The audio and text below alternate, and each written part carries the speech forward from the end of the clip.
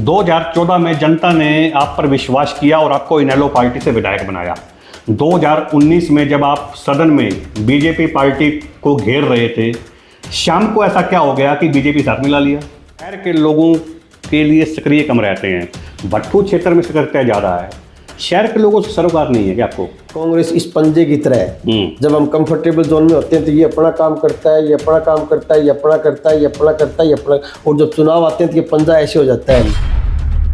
लगता है पंजे की 5 उंगलियां काम कर रही है। बिल्कुल कर रही है, ये ऐसे हो जाएगा चुनाव में। और उनकी 32 की 32 हम कर सकते थे। मैंने आपको बताया ना, मैं मुख्यमंत्री को ट्वीट करना कोई छोटी बात है, डीजीपी को ट्वीट करना, एसपी फतेहाबाद को ट्वीट करना, मीडिया के माध्यम से बताना। जब हम एसपी को कहते आप कड़ी से कड़ी जोड़ो, अगर इनकी इच्छा शक्ति नहीं होगी सरकार की, तो इसलिए मैं कह रहा हूँ कहीं ना कहीं सरकार का इनको संरक्षण प्राप्त। आजकल आप ट्वीट खेल रहे हैं। आपने कहा कि अभी मैंने ट्वीट किया, कभी आंदोलन धरना इस और क्यों नहीं गए? ट्वीट नहीं खेलता। मैंने जब मैं विपक्ष का विधायक था, इतना सारी सत्ता पक्ष के विधायक काम नहीं करा पाए फतेहाबाद का। नशे का जो मुद्दा है किसी से छिपा नहीं है। जिले की बात कर लीजिए, स्थिति किसी से छिपी नहीं है।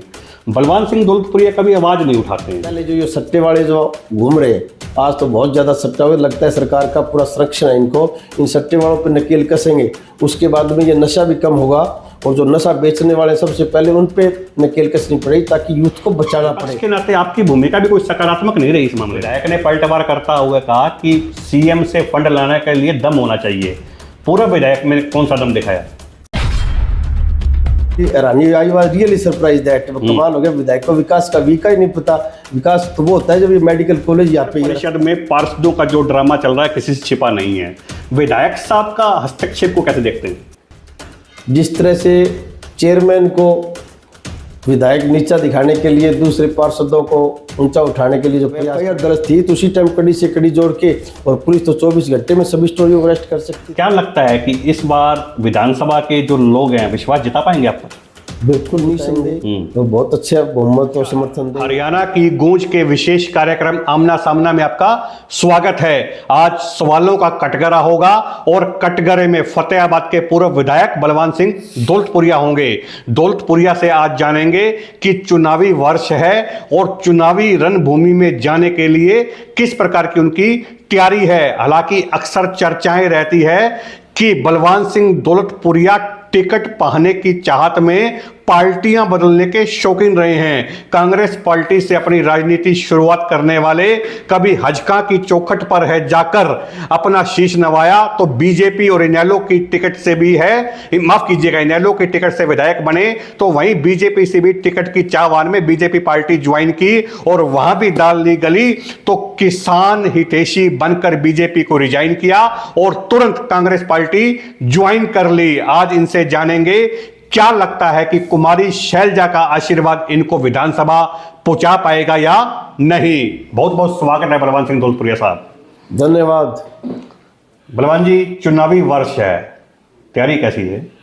बहुत अच्छी तैयारी है और पब्लिक में कांग्रेस के प्रति बड़ा अच्छा रुझान है। प्रत्येक वर्ग में भाजपा सरकार की जन विरोधी नीतियों का विरोध है। कोई भी वर्ग आज इनसे खुश नहीं है। सभी बस चुनाव का बेताब से इंतजार कर रहे हैं कि कब चुनाव आए और कब इनको तड़ी पार करें। करीब आधा दर्जन जो दावेदार हैं टिकट के लिए दावेदारी जता रहे हैं। बलवान सिंह दौलतपुरिया स्वयं को कैसे देखते हैं? लोकतंत्र में जिस पार्टी में जितने ज़्यादा टिकटार्थी होते हैं, उस पार्टी को उतना ही ज़्यादा मजबूत माना जाता है, उसकी उतनी ज़्यादा बढ़िया चुनावी हवा होती है। बहुत अच्छी बात है जो सभी साथी अपने अपने लेवल पे प्रयास कर रहे हैं। और पार्टी उनके, जहाँ तक टिकट की बात है, पार्टी अपना इंटरनल सर्वे कराएगी, अपने कार्यकर्ताओं से पूछेगी, और भी पार्टी के जो चैनल हैं उन सब से पूछ के और विनिंग कैंडिडेट पे दाव लगाएगी।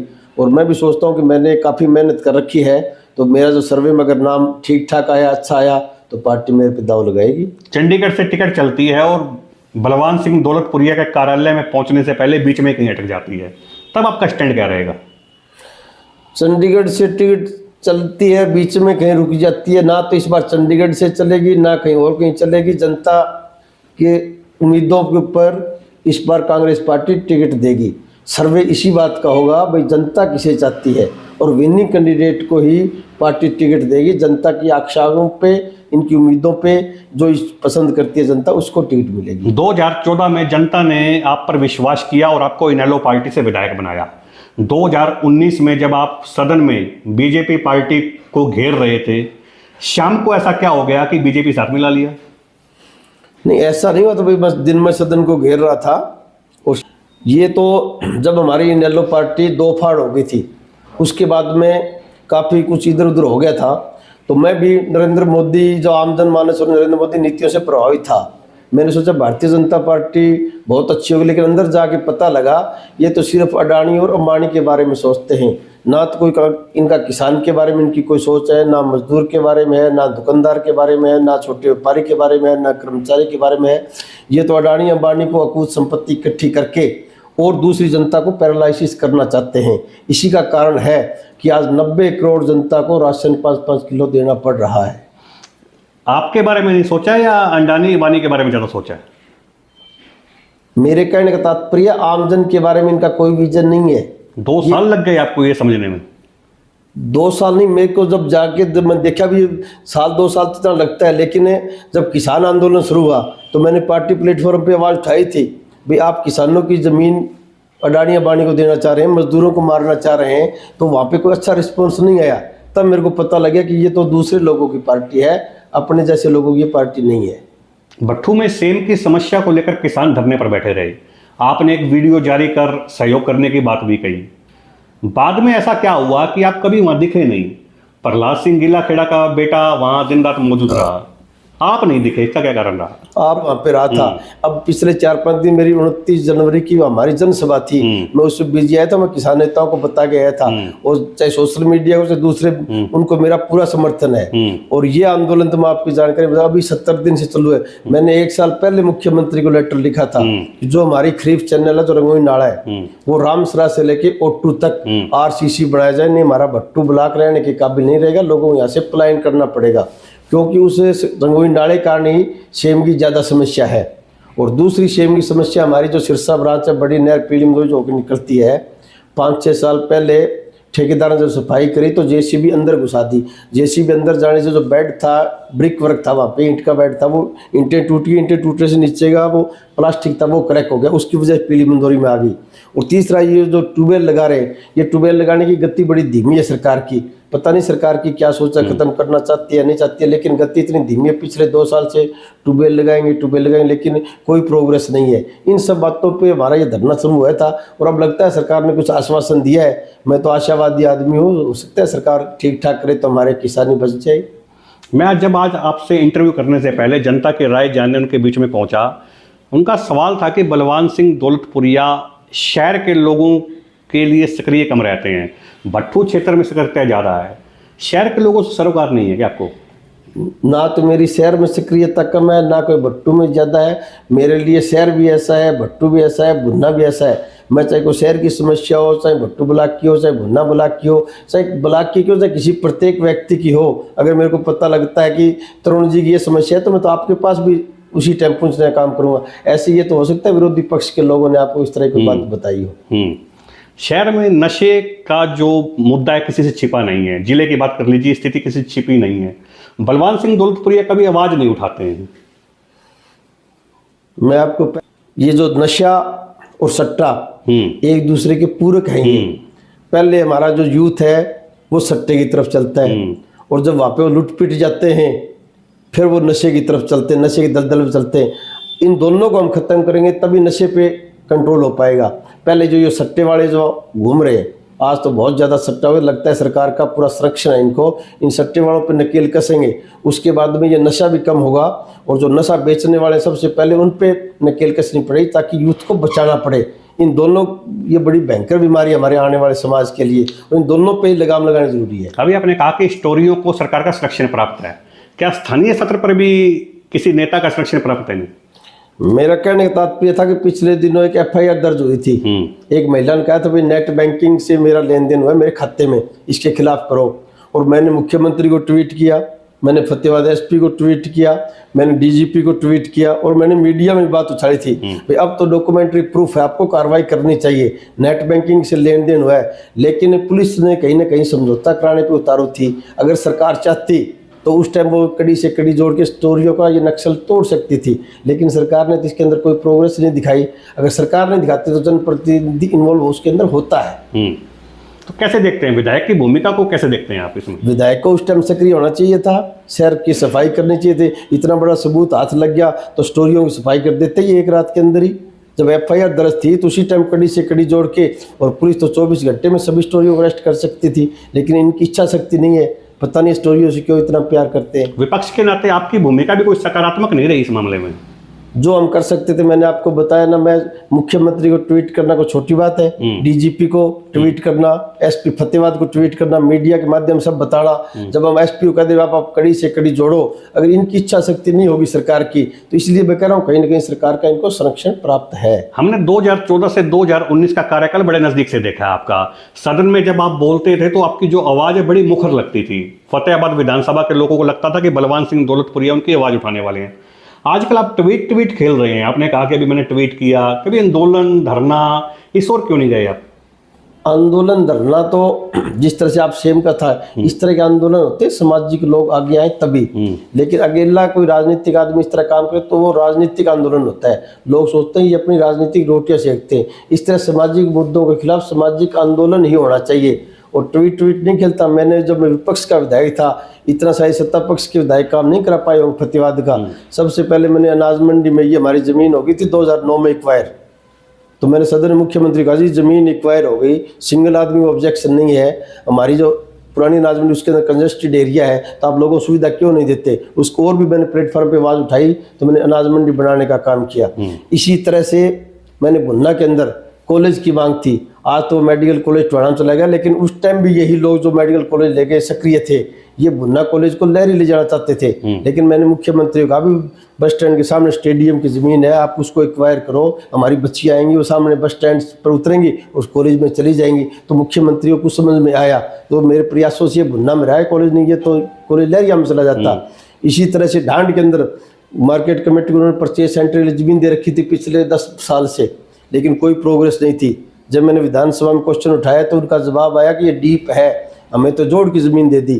तो मैंने मुख्यमंत्री कहा जी आपको जो फ्री फंड में पंचायत ने ज़मीन दे दी, तो क्या सरकार इतनी भी नहीं करा सकती, अर्थ वर्क कराओ, उसके अंदर लोगों को सुविधा दो। क्योंकि जो हमारा ढांड बड़ा पॉइंट है, इसके उत्तर में फतेहाबाद 17 किलोमीटर है, दक्षिण में आदमपुर 20 किलोमीटर है, इसके पश्चिम में भट्टू 15 किलोमीटर है, और इसके पूर्व में अगरवा 25 किलोमीटर। ये पॉइंट बीच का है। उस पंचायत ने सोच समझ के आपको ज़मीन दिया, आप वहाँ परचेज सेंटर बनाओ। और भी मैंने प्लेटफार्म पे आवाज़ उठाई, तो वहाँ पे मैंने प्लेटफार्म बनाने का काम किया। और जिस तरह से आज ये नया बस स्टैंड बन रहा है, मौजूदा विधायक इसका श्रेय लेता है, कई बार मैंने मीडिया में सुना है, लेकिन मौजूदा विधायक को ये नहीं पता कंस्टेड एरिया कितना, खाली जगह कितना। मैंने EIC BNR के पास बैठ के इसका नक्शा बनवाया है और फाउंडेशन स्टोन कराया था, लेकिन उद्घाटन मेरे बाद में इसका हुआ।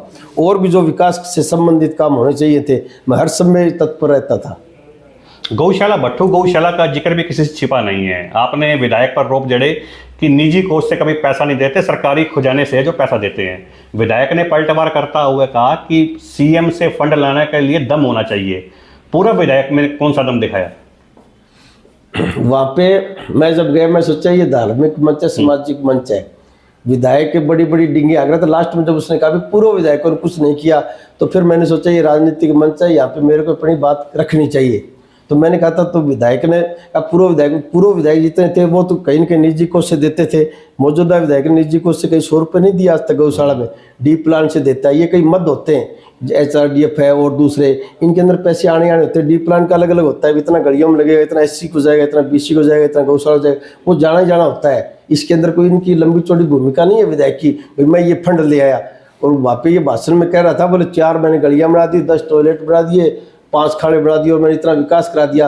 तब मेरे को बड़ी हैरानी आई, वाज रियली सरप्राइज दैट। कमाल हो गया, विधायक को विकास का वी का ही नहीं पता। विकास तो वो होता है जब ये मेडिकल कॉलेज यहाँ पे ये रखता। लेकिन जब पिछली बार विधायक था तो इसने भुन्ना शुगर मिल बिकवाने का काम किया था, इस बार मेडिकल कॉलेज से वंचित कर दिया। इसको विकास के वी के बारे में नहीं पता है, और आज तक ये कहता मैं फंड ले आया हूँ, आप इसे श्वेत पत्र जारी करो। 5 किलो तारकोल के पैसे नहीं ला सकता अपने दम पे, ये तो HRDF और दूसरे मद है, उसके अंदर रूटीन में पैसे आते हैं, चाहे सरपंच पार्टी हो चाहे अपोजिट हो, उतने उसको पैसे मिलते हैं, उतने उसको मिलते हैं पैसे। हजका से रिश्ते आपके छिपे नहीं थे, कुलदीप बिश्नोई के बहुत नज़दीकी आप माने जाते थे। जानकार बताते हैं कि जब चुनाव होने थे, आप मीटिंग कर रहे थे कुलदीप बिश्नोई से, आपके समर्थकों ने यहाँ CD गानों की तैयार करवा ली थी, फ्लैक्स तक छप गए थे। एन वक्त पर ऐसा क्या हुआ कि ना तो गाने चल सके ना फ्लैक्स लग सके? अब तो बहुत पानी बह चुका है, ये तो आप 2009 की बात कर रहे हो, क्यों गड़े बुढ़ते फाटे, उस टाइम की तो बहुत पुरानी बात है ये। ये क्या कारण रहा था? कुछ इनके राजनीति के अंदर कई बार कारण, इंटरनल कारण हो जाते हैं आपस के अंदर, एक दूसरा परिवार आड़े आ जाता है, 100 बातें आ जाती है, लेकिन मैं नहीं चाहता कि 2009 के बड़े मुद्दे मीडिया में उखाड़ूं। बहन कुमारी शैलजा आपकी पीठ थपथपाती हुई नजर आती है, उससे पहले आपने स्वतंत्र बाला चौधरी को भी बहन कहा था। रिश्ते ज्यादा टिक नहीं पाते बहनों से क्यों आपके। नहीं टीबे, स्वतंत्र वाला से भी आज अच्छे रिश्ते हैं। स्वतंत्र वाला से मेरा आज भी होली दिवाली आना जाना है मेरा, राखी बंधवाने ही पहुंचते बिल्कुल राखी बंधवाने पहुंचता हूँ और होली आने जाना भी है।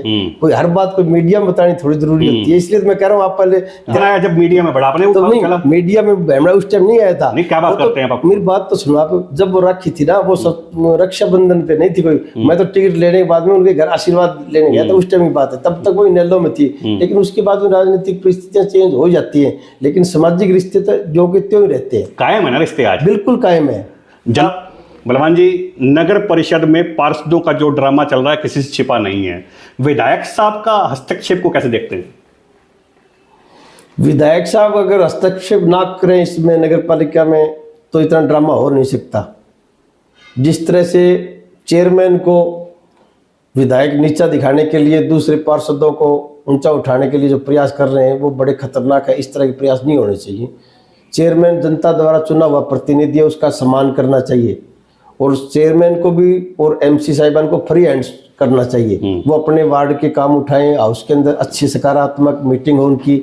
लेकिन जब से 2-2.5 साल से ये जब से बनी है नगर परिषद, इसको मछली मार्केट बना दिया। ना तो शहर में विकास हो पा रहे हैं, ना कोई दूसरे काम हो पा रहे हैं। सिर्फ जो फंड डिपॉजिट पड़ा है, लोगों में ये चर्चा है, जो फंड पड़ा है डिपॉजिट, उसके ऊपर गिद्ध की दृष्टि से ये देखते हैं, ये फंड के आलतू फालतू हम टेंडर कैसे लगाएं, फिर ठेकेदारों से कमीशन कैसे लें, यहीं तक इनकी सोच है। लेकिन इनको फ्री हैंड करना चाहिए, सकारात्मक एस्टिमेट बनवा के रीजनेबल उसके टेंडर कॉल करने चाहिए, शहर का विकास करना चाहिए। जब पार्टी इसके फंड पड़े है, इसके डिपॉजिट है, और उसके बावजूद हमारा विकास नहीं हो रहा, तो इससे निंदनीय बात और कोई हो नहीं सकती। और जहाँ तक ये फंड खर्च करने की बात है, मैं 2017-18 में 13 करोड़ रुपए लेके आया था नगर पालिका में चिल्ली के सौंदर्यीकरण के लिए, और उन्होंने 13 में से इन्होंने 7 करोड़ रुपए खर्च भी कर दिए थे। लेकिन ताज्जुब की बात है, 7 करोड़ रुपए खर्च करने के बाद में आज भी पानी निकासी का इनके पास कोई रास्ता नहीं है। इसके अंदर मेरे को ये लगता है, इन्होंने तो नगर परिषद को सरकार द्वारा मंजूरशुदा भ्रष्टाचार का अड्डा बना दिया है। कांग्रेस ईवीएम पर लगातार सवाल उठाती है, बलवान सिंह दौलतपुरिया का क्या स्टैंड है इस बारे में?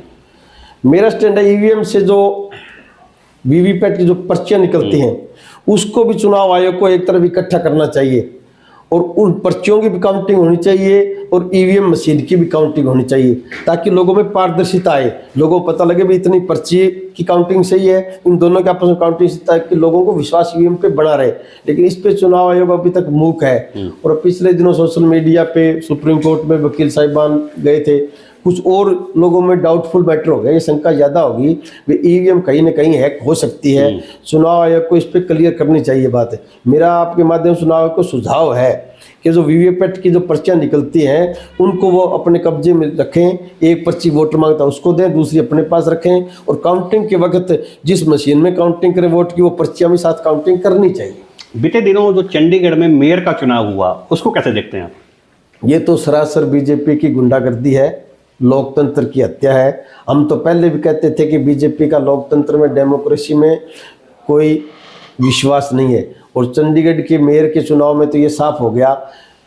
8-8 वोट इन्होंने जान करके, और उस जिस आदमी शक की दृष्टि से कर रहा है, वो तो वीडियो भी आ रही है, इन्होंने किस तरह से 8 वोटों को रिजेक्ट करके और अपना मेयर बनाया। ये लोकतंत्र की सरेआम इन्होंने हत्या की है। आपकी नेता कुमारी शैलजा यात्रा निकाल रही है, कैसा समर्थन देखने को मिल रहा है? जबरदस्त समर्थन, बड़ा भारी उत्साह है लोगों में। जहाँ भी यात्रा जाती है, लोग बढ़ चढ़ के शैलजा जी का और संदेश यात्रा का स्वागत करते हैं। क्या जनता बदलाव चाह रही है इस बार? 100% जनता बदलाव के मूड में। जनता तो इंतजार कर रही है कब चुनाव हो और कब इनको सबक सिखाएं, क्योंकि पिछले 9.5 साल में इन्होंने जो त्राहिमाम कर रखा है, जनता बड़ा बेताबी से इनका इंतजार कर रही है।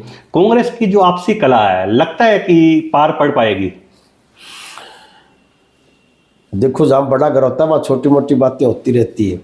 लेकिन जितनी मीडिया में और विरोधी पक्ष के लोग कहते हैं ना, इतनी कोई बड़ी कला नहीं है।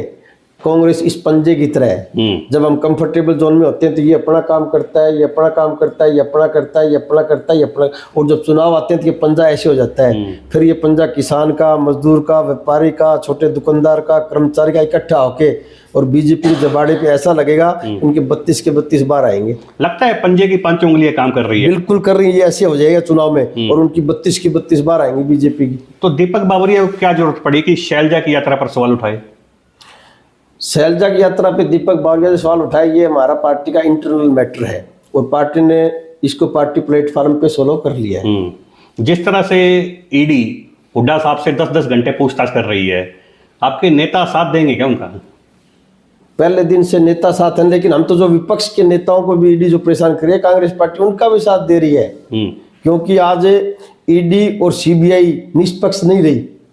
बीजेपी में आते ही तो वो बिल्कुल क्लीन हो जाता है आदमी, और जब बाहर होता है तो वो भ्रष्ट होता है। लेकिन ईडी और सीबीआई का ये दुरुपयोग कर रहे हैं ताकि लोग ज़्यादा इनके खिलाफ मुखर ना हो। जो भी इनके खिलाफ आवाज़ उठाएगा उनके पास ईडी चली जाती है। और कांग्रेस पार्टी ने तो हुड्डा साहब के साथ तो है ही, हम तो विपक्ष के नेताओं को जब ईडी बुलाती है तो भी कांग्रेस पार्टी उस बात का विरोध करती है। आप भी एक अच्छे व्यापारी हैं। 2019 में जब भाजपा का दामन थामा था, नीतियों से प्रभावित है ईडी या सीबीआई का कोई डर था? उस टाइम वो पुलवामा हो गया था और पुलवामा में हमारा जो पायलट वहाँ से सेफ आ गया था, तो उस टाइम की काफ़ी परिस्थितियाँ कुछ ऐसी थी कि सारा हिंदुस्तान ही राष्ट्रहित में, राष्ट्रमय में, कुछ और इस तरह बातों में बह किया था। लेकिन बाद में जब हमारे गवर्नर साहब ने स्थिति क्लियर करी तो आम लोगों को समझ में आ गया कि पुलवामा भी ऐसे इनका इवेंट था, जिस तरह से इवेंट मैनेजमेंट पार्टी इवेंट ये करती रहती है। बलवंत जी, जब आज मैं गांवों का दौरा कर रहा था बीते दिवस, तो लोगों का कहना था कि बलवान सिंह दौलतपुरिया उनके सुख दुख में है 24 घंटे हाजिर रहते हैं। क्या लगता है कि इस बार विधानसभा के जो लोग हैं विश्वास जिता पाएंगे आप पर? बिल्कुल निसंदेह, बिल्कुल जिताएंगे। तो बहुत अच्छा बहुमत और समर्थन देंगे। जिस तरह से 2014 से 19 के कार्यकाल में आपने विधानसभा के लोगों की आवाज़ सदन में उठाई, सरकार विपक्ष की थी, आप विपक्ष के विधायक थे, लेकिन आवाज़ उठाने में कोई कमी आपने नहीं छोड़ी। आवाज़ में दम तो वही है ना भी? दम भी है, दमदार भी है, सब कुछ वही है। और इस बार जब विधायक बनूंगा तो फतेहाबाद विधानसभा की जो रोड मैप मेरे दिमाग में है आपको बदलता हुआ नजर आएगा। उस टाइम पता लगेगा विकास क्या होता है। आज हमारे विधानसभा में 3 समस्याएं बड़ी भारी हैं। एक तो हमारे फ्लड की चपेट आती है, एक तरफ हमारी सेम है, और दूसरा हमारा फतेहाबाद डिस्ट्रिक्ट के शिक्षा के मामले में निचले पायदान से शुरू होता है। तो जो फ्लड आती है, जो हमारा चिम्मों से जो रंगोई नाला निकलता है, वो भी 600 क्यूसिक का है।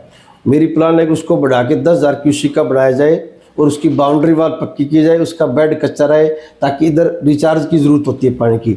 और उधर जो मैं कह रहा हूँ रामसरा से लेकर ओट्टू तक आरसीसी बननी चाहिए, सिरसा ब्रांच की मरम्मत अच्छी होनी चाहिए और वो ट्यूबवेल लगने चाहिए और वो 24 घंटे चलने चाहिए, ताकि सेम का भी निदान हो और इधर फ्लड ना आए। और जहाँ तक शिक्षा की बात है, अब मेडिकल कॉलेज तो वहाँ पे चला गया, काफ़ी प्रक्रिया शायद पूरी होगी, इधर नहीं आ पाएगा। लेकिन मेरा प्रयास रहेगा कि एचआईयू से संबंधित यहाँ पे एग्रीकल्चर कॉलेज होना चाहिए, क्योंकि आजकल सिद्धि बीए का थोड़ा कम महत्व है। अगर हमारे बच्चे बीएससी एग्रीकल्चर, एमएससी एग्रीकल्चर करेंगे तो उन्हें एग्रीकल्चर डिपार्टमेंट में दूसरी जगह नौकरी लेने में आसानी रहेगी। अगर सरकारी नौकरी नहीं मिलेगी तो कम से कम वो पेस्टिसाइड कंपनियों में तो नौकरी उनको जरूर मिल जाएगी। इसलिए मैं चाहता हूँ यहाँ पे एग्रीकल्चर कॉलेज होना चाहिए, ताकि बच्चे बीएससी एग्रीकल्चर, एमएससी एग्रीकल्चर के अपना भविष्य सुधार सके। स्वास्थ्य सेवाओं की बात करें तो कोई अच्छी स्थिति नहीं है। विधायक सिवाय आश्वासन देने के अलावा कुछ कर नहीं पाते हैं, क्या कहना चाहेंगे? स्वास्थ्य सेवाएं तो पिछले 9.5 साल से बड़ी लचर व्यवस्था है।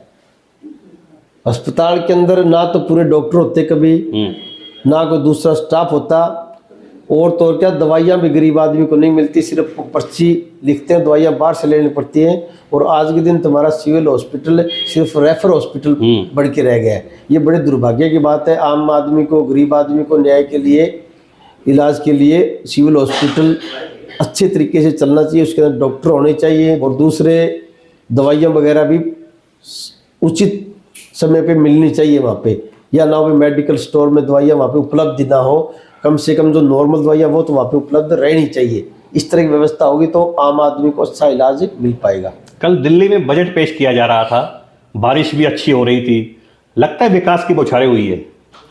बजट के अंदर तो इन्होंने खाली सिर्फ लोगों को जुमले सुनाने के काम किया था। बजट में कुछ नहीं दिया इन्होंने कहीं भी, किसी भी व्यक्ति को ना कहीं बढ़ाया ना कहीं घटाया। लोग चाह रहे थे हमें भी टैक्स में स्लैब मिलेगा, किसान सोच रहे थे जो जीएसटी इन्होंने ट्रैक्टर पे, फर्टिलाइजर पे, पेस्टिसाइड पे लगाई है, किसानों को जीएसटी से मुक्त करेंगे।